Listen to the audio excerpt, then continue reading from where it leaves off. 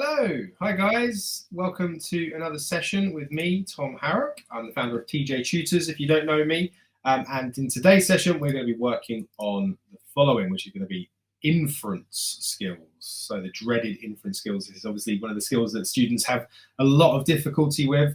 We're going to be working through just some short extracts from some classic text, as well as some kind of model answers for you guys, so you can start to kind of improve and develop your writing and your comprehension skills.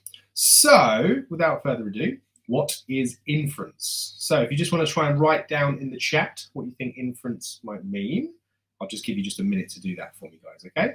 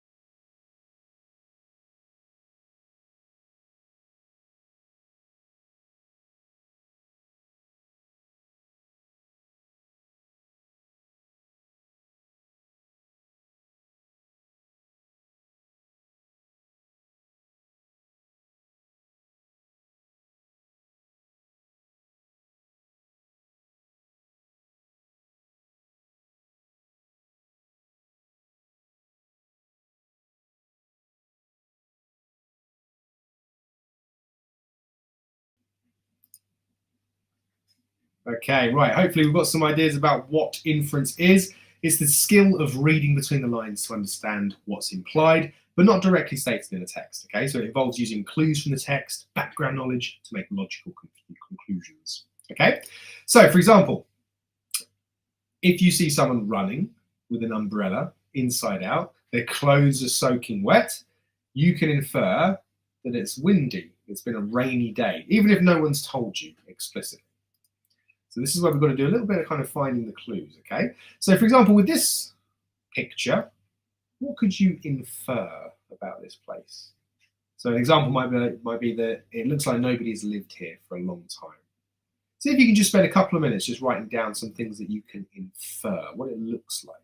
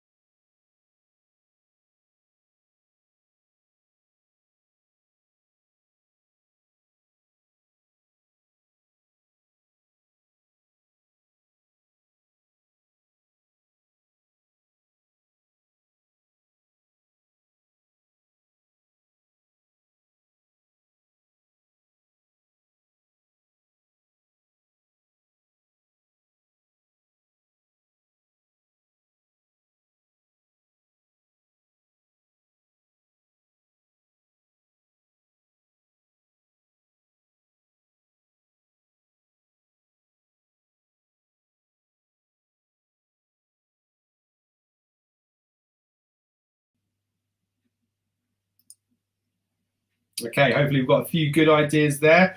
Just like in pictures, guys, words on the page, the authors are writing, give clues to help us understand beyond what's written, okay? So clues are always given. Your job as a writer and also as a student of English is to understand that relationship. The writer is always trying to put ideas in your head, trying to make the reader work, Okay, and that's what you've got to kind of get your head around, guys. Now, we're going to have a little look at an extract from Great Expectations here, okay? So the extract here says, the cold wind seemed to blow colder there than outside the gate, and it made a shrill noise in howling in and out of the open sides of the shed, like the noise of wind in the rigging of a ship at sea. So what I want you guys to do now, have a little think about this. How does Dickens use setting here to reflect the character's emotions? How is setting used to reflect the character's emotions here?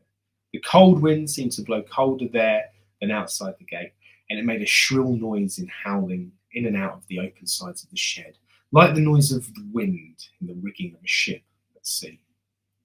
Let's see what you guys can get there for me.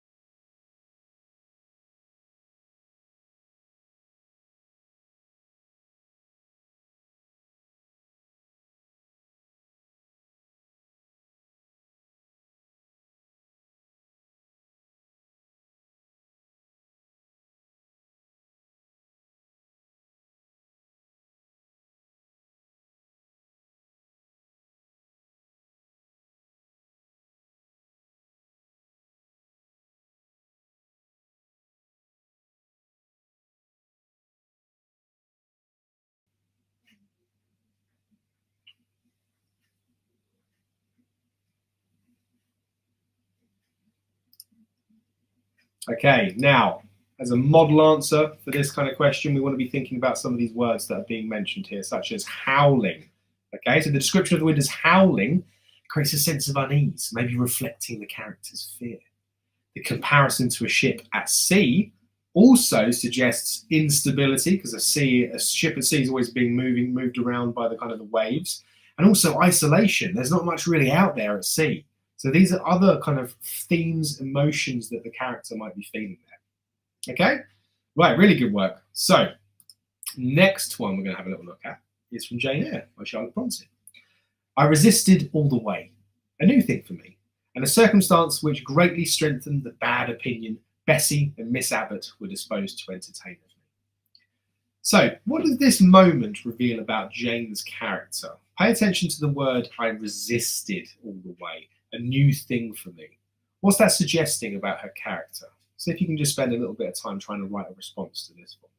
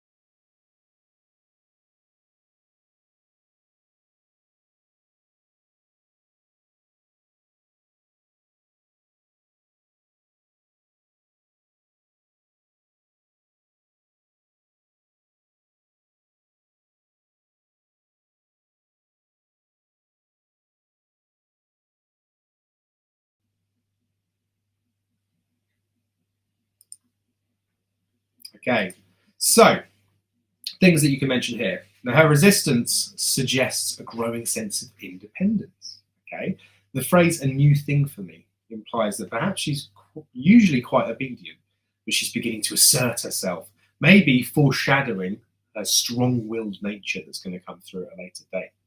Okay, so it's showing ideas about the character and how they feel. Now let's have a little look at an extract from Arthur Conan Doyle's Sherlock Holmes, The Adventure of the Speckled Band. Now, "It's not cold which makes me shiver," said the woman in a low voice, changing her seat as requested. "It is fear, Mr. Holmes. It is terror." Now, we're inferring how suspense is being created in this moment. Okay, I want you to just try and think about the words that have been chosen here, the short, abrupt sentences. How can you comment on how suspense is being created in this moment? See if you can try and have a go at doing that for me now.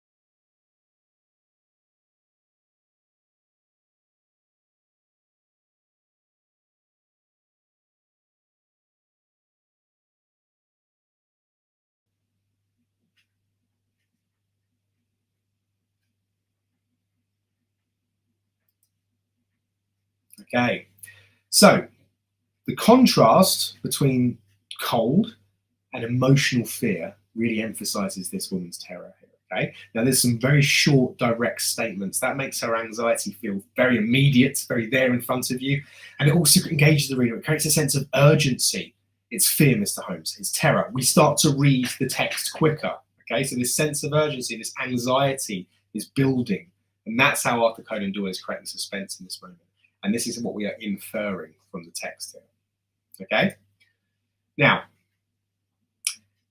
exam style inference questions that you're going to get probably asked to infer from dialogue, from the character's actions, maybe from some of the details in the setting. And what you want to be doing here is you want to be making sure that you can kind of respond to these effectively. So we're going to have a little go just at some short kind of extracts again here, and I want to see if you can try and see what you can infer for me. Okay, so the first one from dialogue. I suppose, said Mary, that you are too proud to shake hands with a poor girl like me. Now, what can we infer about Mary's feelings here? Okay, now as a little hint, look at her tone. Does she seem hurt, sarcastic, or something else? See if you can try and have a little think about this as we go through.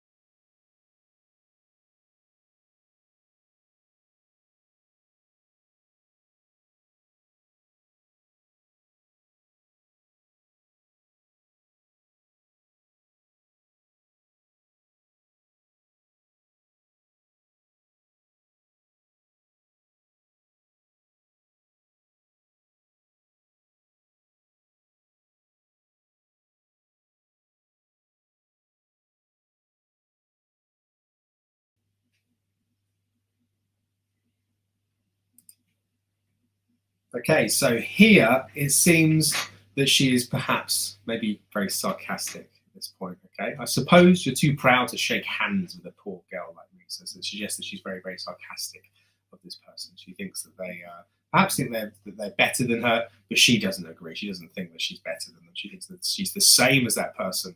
So she's drawing attention to this. Now, I want you to try and have a go at this one. I don't care what you think. Do whatever you want. Now, what can we infer about the speaker's emotions here, guys? See if you can try and write down your answer.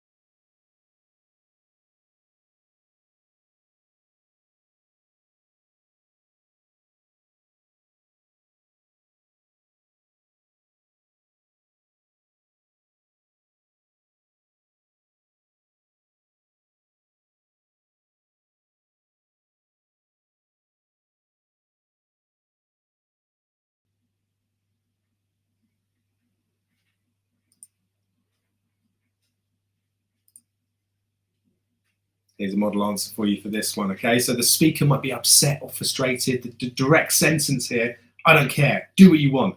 It's very dismissive, isn't it? It suggests that they've potentially given up on that conversation, okay? Now, next thing, inferring from characters' actions.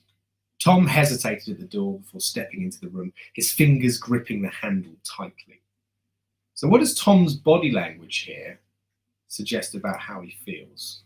Little hint, what emotions are linked to hesitation and gripping tightly? See if you can try and have a go at this one now. What does Tom's body language suggest about how he feels?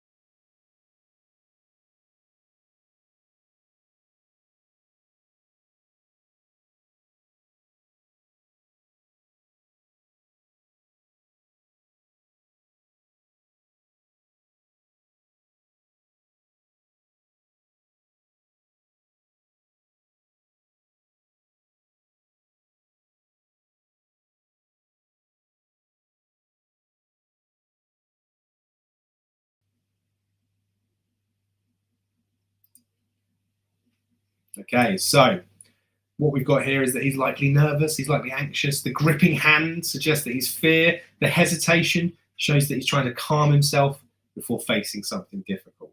So hopefully you've got something along the same lines there, guys. Okay, we're inferring detail. Now, inference from setting.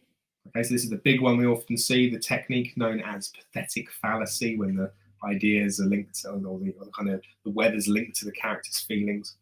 The storm raged on outside, the wind battering the windows with relentless force. How does the setting contribute to the mood of the scene? Okay, so think about this one, guys. Again, think about how stormy weather might symbolize emotions or foreshadow events. Okay, try and have a go at this one for me, please.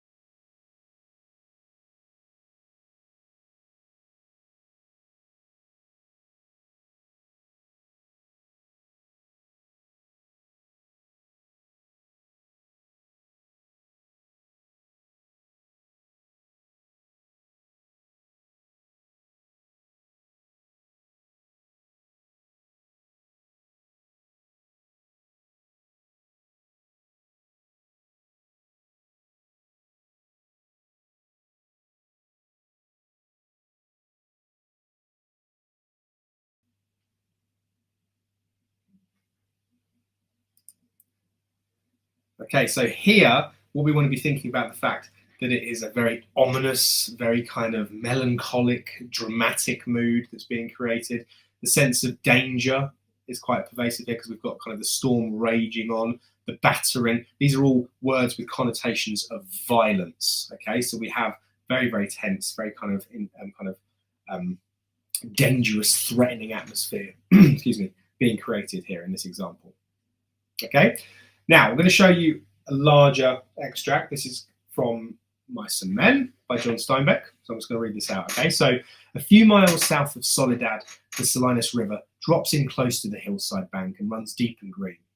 The water is warm too, for it has slipped twinkling over the yellow sands in the sunlight before reaching the narrow pool. On one side of the river, the golden foothill slopes curve up to the strong and rocky Gabilan Mountains, but on the other side, the valley is covered with trees, willows fresh and green with every spring, carrying in their lower leaf junctures the debris of winter flooding, and sycamores with mottled white recumbent limbs and branches that arch over the pool.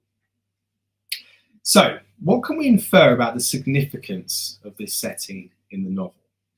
Okay, there's a lot of images here that are being shown to us to create a certain feeling, a certain mood. We might suggest that that certain mood might only be temporary. Okay, so just try and think about what mood's being created, that feeling. I'm going to give you a few minutes to try and have a go at this one, guys.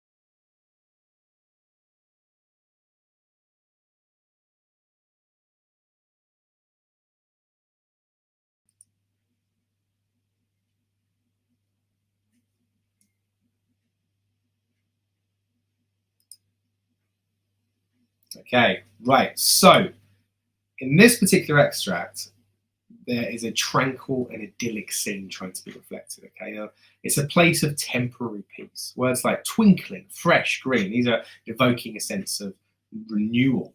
Okay, now the debris of winter flooding that we have a bit later on down here on that lower, on that second from bottom line, that perhaps foreshadows that this piece is very fragile and that destruction is possible and also potentially on the way. And if you are familiar with this story, obviously you know what's going to happen later on, which is a great, great, great story to read. Now, the next one we've got to think about is from Macbeth, from the famous Macbeth. Okay. Now, at some stage in the play, Macbeth starts to hallucinate somewhat. He says, "Is this a dagger which I see before me, the handle toward my hand? Come, let me clutch thee. I have thee not, and yet I see thee still." So, what can we infer about Macbeth's state of mind in this particular scene? Let's see what you can get for this one, guys.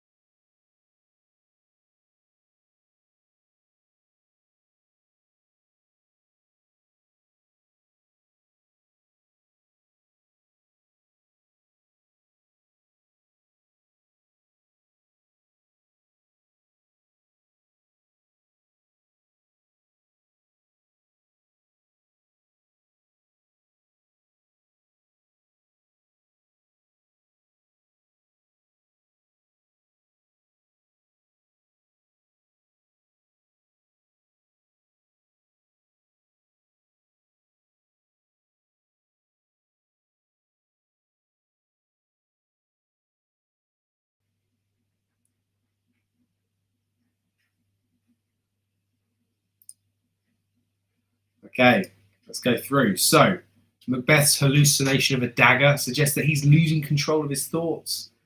The phrase, "I have thee not, and yet I see thee still," this highlights his inner turmoil. He's obsessed with the murder that he's about to commit. So, little crash course there in inference for you guys. Now, the main thing with inference that we've got to remember here is we're understanding context, which is going to help students draw accurate conclusions from various texts and situations. We recognize patterns. Recognizing the patterns will help, obviously, your learners, whoever you're working with, in making predictions based on past experience and information. And analysing evidence is crucial for forming logical arguments and supporting conclusions in discussions. So these are all the different things that we need to be able to understand as part of developing our inference skills. But the way that we get better at inference is by reading, guys. Okay, we've got to make sure that we're reading every single day. You're working on reading half an hour every day going forward. Hope you've enjoyed that, guys, today, and I shall